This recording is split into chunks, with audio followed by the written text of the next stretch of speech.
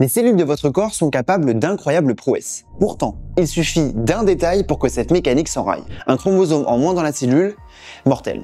Un chromosome en trop, une trisomie, parfois très grave. Sauf pour un des chromosomes, le chromosome X. Les hommes n'ont qu'un chromosome X, les femmes deux. Alors comment la moitié de l'humanité peut-elle survivre avec un chromosome en trop? Dans cette vidéo, je vais vous montrer comment la réponse à cette question pourrait bien se trouver dans le pelage de votre chat et dans ses paires de chaussettes. L'ADN n'est pas en vrac dans vos cellules. En fait, il est organisé en chromosomes.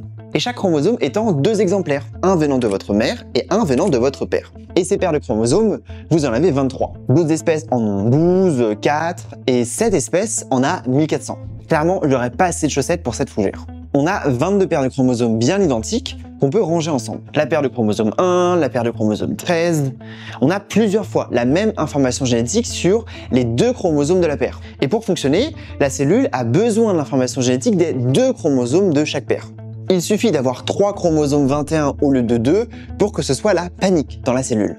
On obtient alors le syndrome de Down, qu'on appelle aussi la trisomie 21.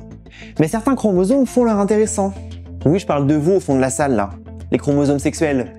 Oh, ça parle de sexe. On dit ça parce qu'ils définissent votre sexe. Si vous êtes une femme, vos chromosomes sexuels sont une paire de chromosomes X. Mais si vous êtes un homme, vous avez bien un chromosome X, mais à la place du deuxième, vous avez la version Made in China, le chromosome Y. Enfin, dans la plupart des cas, parce que n'en déplaise à certains fachos américains orange, définir le sexe d'un individu est bien plus compliqué que ça. Si vous êtes un peu plus malin que lui, vous commencez peut-être à voir où est le problème.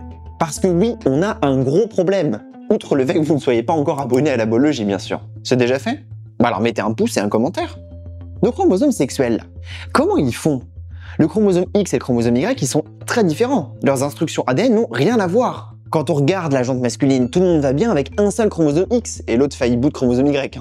Et pour la jante féminine, tout le monde va bien aussi. Un peu plus et je disais qu'elles sont complètement... Donc pour les autres chromosomes, c'est hyper important d'en avoir deux, mais pour le chromosome X, on s'en fout. Non plus. Les femmes avec juste un chromosome X ont notamment un retard de croissance. Et d'ailleurs, l'une des séquences ADN sur le chromosome X, TLR7, est impliquée dans certaines maladies qui touchent le système immunitaire. Certains scientifiques pensent que c'est pour ça que les femmes développent plus souvent ces maladies que les hommes. Mais alors comment les cellules avec deux chromosomes X s'en sortent? La clé de ce mystère pourrait justement bien se cacher dans le pelage de votre chat. Oh, je le savais qu'il était fort, mon Chirac. L'une des séquences ADN qui contrôle la couleur du pelage de nos matous est justement sur leur chromosome X. Et cette séquence existe en deux formes. Une qui donne un pelage orange, l'autre noir. Chez les mâles, c'est assez simple, on n'a qu'un seul chromosome X, donc c'est soit orange, soit noir. Mais chez les femelles, si le chromosome X de la mère a la séquence pour un pelage orange et l'X du père la séquence pour un pelage noir, on obtient ça. Un chat avec une robe écaille de tortue, comme Chirac. N'est-ce pas Chirac? Certaines zones sont oranges, d'autres noires. Ce que ça veut dire, c'est qu'un seul des chromosomes X est actif à la fois. Dans certaines zones du corps, c'est celui qui donne l'orange, dans d'autres, celui qui donne le noir. En 1949, Murray Barr et son étudiant Ewart Bertram étudient justement des cellules de chat. Ils découvrent au cœur de ces cellules une étrange boule d'ADN. Et cette boule d'ADN, on ne la trouve que chez les femelles. C'est le chromosome X qui a été inactivé. Mais si ce phénomène a lieu aléatoirement dans chaque cellule, on devrait avoir un motif plus moquette années 60 que écaille de tortue. La subtilité, c'est que cette inactivation a lieu pendant le développement de l'embryon. Une séquence d'ADN particulière, XIST, est lue aléatoirement sur l'un des deux chromosomes X. Le produit de cette séquence va alors se répandre peu à peu le long du chromosome, jusqu'à le recouvrir complètement. Et une fois isolé du reste de la cellule, il se compacte et forme cette boule d'ADN que Barr et Bertram ont découvert. C'est ce qu'on appelle l'inactivation de l'X. Et pendant ce temps-là, l'autre chromosome X est pépouze, et il est lu tranquillement par la cellule. Quand l'embryon grandit et que ses cellules se multiplient, les deux chromosomes X sont répliqués, mais l'X inactivé reste éteint. Résultat, si c'était le chromosome pour le pelage noir qui était inactif, toutes les cellules descendantes auront le même chromosome inactif. On obtient alors une tache orange.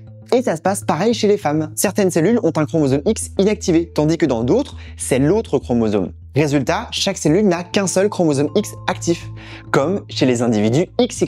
Et si la personne a une trisomie du chromosome X, ce n'est pas un, mais deux chromosomes X qui seront inactivés. Certaines femmes ont alors des symptômes, d'autres non. Mais ce phénomène est encore très mystérieux. On ne sait pas comment la cellule choisit lequel des chromosomes X inactivés. Sauf chez les marsupiaux, où c'est toujours le chromosome X du père qui est inactivé. Voilà comment on se débarrasse du patriarcat. N'est-ce pas Chirac? Et c'est loin d'être le seul mystère qu'il nous reste à percer en biologie. Un exemple, le lien entre la crise de la vache folle, le scandale des hormones de croissance et la maladie d'Alzheimer. Un étrange mystère dont je vous parle dans cette vidéo.